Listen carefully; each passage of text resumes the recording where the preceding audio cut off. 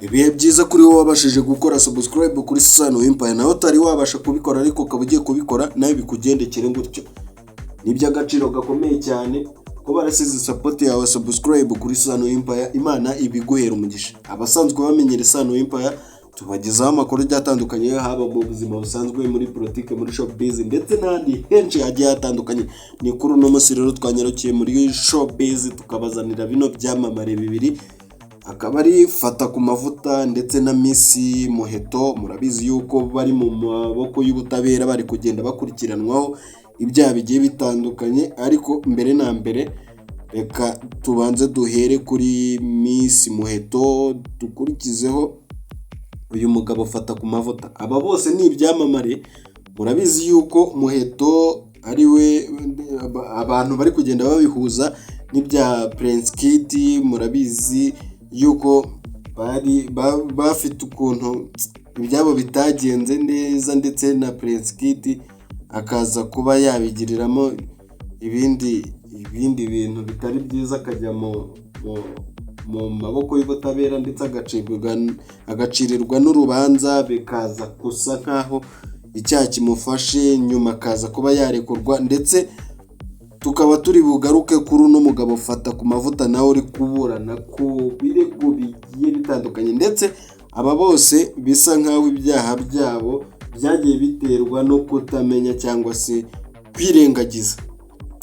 Nk'uko twabivuze rero, reka duhere kuri Miss Muheto. Murabizi uyu mukobwa rero ibirego ari gushinjwa tubyibukiranyije, murabizi yuko bari kumushinja yuko yafashwe yasinze ndetse atwaye nta ruhushya, ndetse aranagonga, yagonze imikindo, agonga n'amapoto, ndetse niyo mpamvu bavuga yuko nyine akurikiranweho ikirego cyo kuba yaragonze ibikorwa remezo.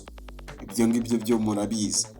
Noneho rero ikindi kuri uno mukobwa, ukuntu byamugendekeye, yagize gutya akimara gukora ayo makosa ameze gutyo, abafashe inzira abarirukanse.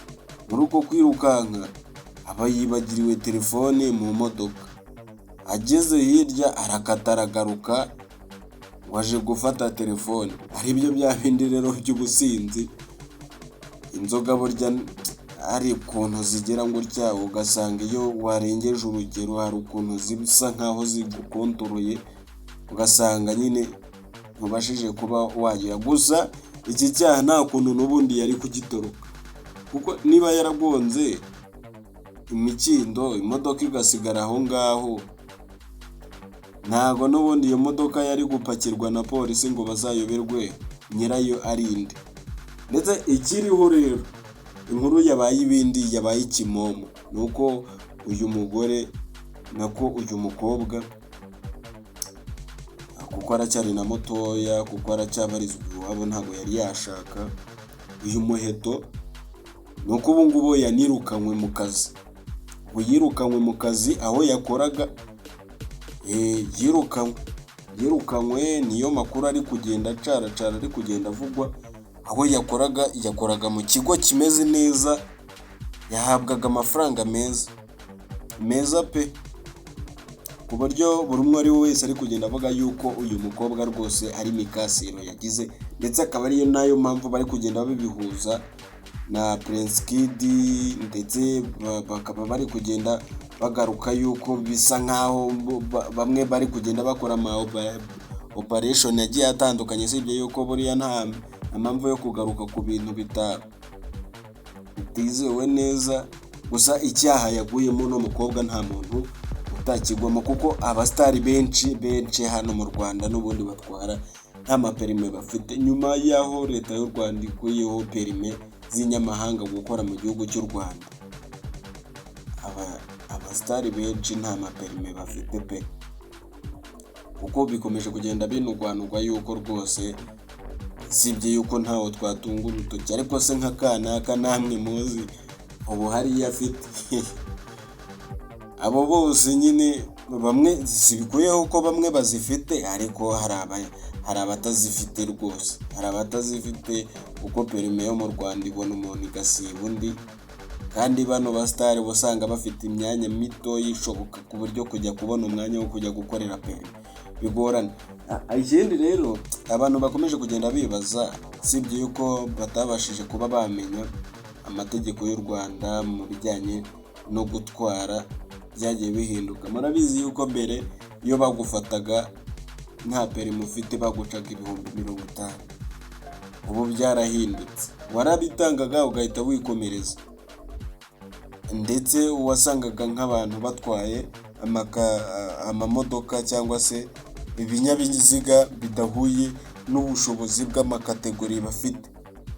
Ubu byarahindutse, ari nayo mpamvu rero byabaye sakirirego, sibyo yuko kugonga igikorwa remezo ni ibintu bihambaye cyane, kuko ni ukuvuga ngo kugonga umukindo ni inote y'150 amande. Gutwara nta perime byagaragarijwe yuko rwose ari inote ya senkani. Gufatirwa mu cyaha ukirukanka wagonze ibikorwa remezo byagenze nk'uko uyu muheto byagenze, naho ngo ni inote ya senkani. Noneho hakaza kugerekwaho n'iki kirego cyo kuba nyine agomba gukurikiranwa n'inkiko, akaburana, akaba yanafungwa. Ahangaha rwose arafungwa. Icyabaye ibindi rero, uyu mukobwa yirukanwe mu kazi yakoraga, kuko yakoraga mu Imbuto Foundation, akaba yamaze kwirukanwa kubera yuko uyu mukobwa n'ubundi iki cyaha cyari kigarukagamo rwose, kuko ngo hari aho yigeze no kubikora nabwo bimugendekera gutya, bamusabira imbabazi arataha, none yongeye asubiriye. Ngayo nguko rero iby'uno mukobwa.